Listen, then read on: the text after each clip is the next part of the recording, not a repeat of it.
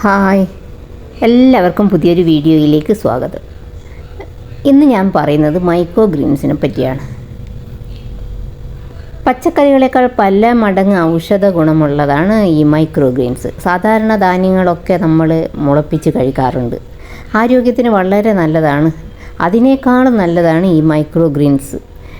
Micro Green's എന്ന് പറഞ്ഞാൽ എന്താണ്? ഈ മുളപ്പിച്ച ഈ വിത്തുകൾ അത് മുളപ്പിച്ചതിൻ്റെ ശേഷം അതിന് അത്യാവശ്യം വെയിലും വെള്ളവും കൊടുത്തു കഴിഞ്ഞാൽ ഒരു 10 ദിവസത്തോളം വളർത്തി കഴിഞ്ഞാൽ അത്യാവശ്യം അതിനൊരു 2 ഇല വരും.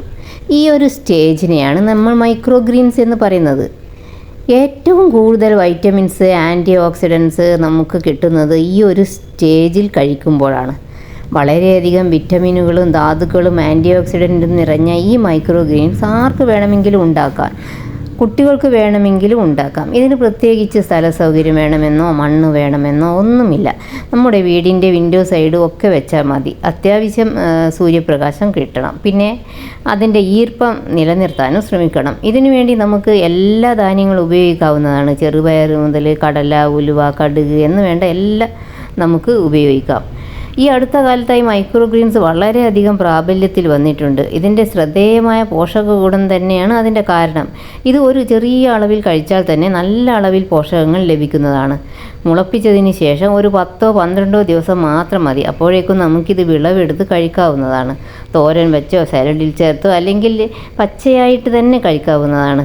ഇത് ഹാർട്ടിനെ സംരക്ഷിക്കാനും ഷുഗർ നിയന്ത്രിക്കാനും ക്യാൻസറിനൊക്കെ പ്രതിരോധിക്കാനും നല്ലതാണെന്നാണ് പഠനങ്ങൾ തെളിയിച്ചിട്ടുള്ളത്. അങ്ങനെ ഇത്രയധികം പോഷകമൂല്യം അടങ്ങിയിട്ടുള്ള മൈക്രോ ഗ്രീൻസ് ഒന്ന് വളർത്തണമെന്ന് എനിക്ക് ഒരു ആഗ്രഹം തോന്നി. ഒന്ന് പരീക്ഷിക്കണമെന്ന് വിചാരിച്ച് ഞാൻ ഉലുവയാണ് എടുത്തത്. അധികമൊന്നും എടുത്തിട്ടില്ല, 1 ടേബിൾ സ്പൂൺ അത്രയേ എടുത്തുള്ളൂ.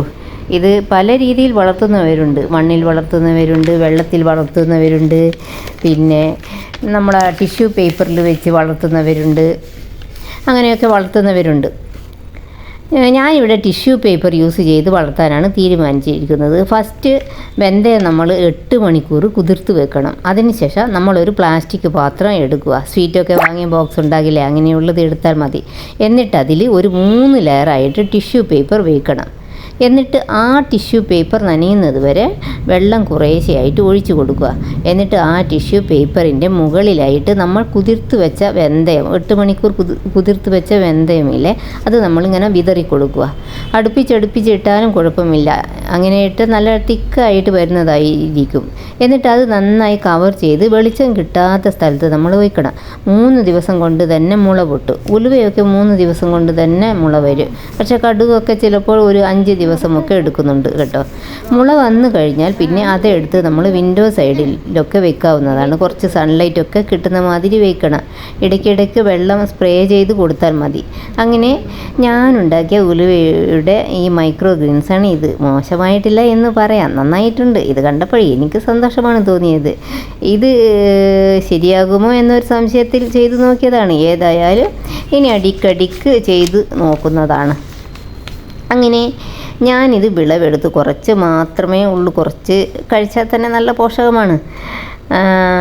ഇതിന് ടിഷ്യൂ പേപ്പർ വയ്ക്കുന്നത് കൊണ്ട് തന്നെ ഇതിൽ അഴുക്കൊന്നും ഉണ്ടാകില്ല. എങ്കിലും പൊടിയൊക്കെ ഉണ്ടാകും. അതുകൊണ്ട് നമ്മൾ ജസ്റ്റ് ഒന്ന് വാഷ് ചെയ്യണം. ഇത് കുറച്ച് മാത്രമേ ഉള്ളത് കൊണ്ട് ഇതിനെ നമുക്ക് ഒറ്റയ്ക്ക് തോരൻ വയ്ക്കാൻ പറ്റില്ല. എൻ്റെ അടുത്ത് കുറച്ച് അരക്കീര ഉണ്ടായിരുന്നു. ഇത് രണ്ടും മിക്സ് ചെയ്താണ് ഞാൻ തോരൻ വെച്ചത്. ഇതാണ് തോരൻ. നിങ്ങൾക്ക് ഈ വീഡിയോ ഇഷ്ടപ്പെടുമെന്ന് വിശ്വസിക്കുന്നു. ഇഷ്ടപ്പെട്ടാൽ സബ്സ്ക്രൈബ്, ലൈക്ക്, ഷെയർ ഒക്കെ ചെയ്യണേ. Thanks for watching.